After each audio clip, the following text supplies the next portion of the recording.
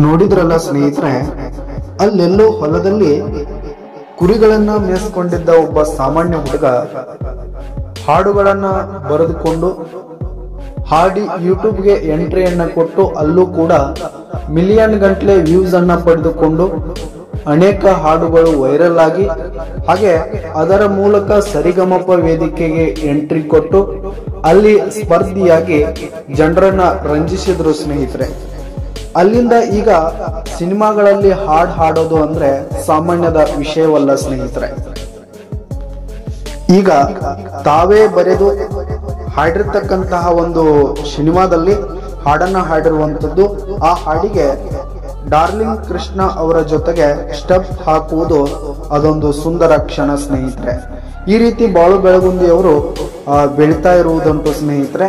ಇದರ ಬಗ್ಗೆ ನಿಮ್ಮ ಅನಿಸಿಕೆ ಹಾಗೂ ಅಭಿಪ್ರಾಯಗಳನ್ನ ತಪ್ಪದೇ ಕಮೆಂಟ್ ಬಾಕ್ಸ್ ನಲ್ಲಿ ಕಮೆಂಟ್ ಮಾಡಿ. ಧನ್ಯವಾದಗಳು.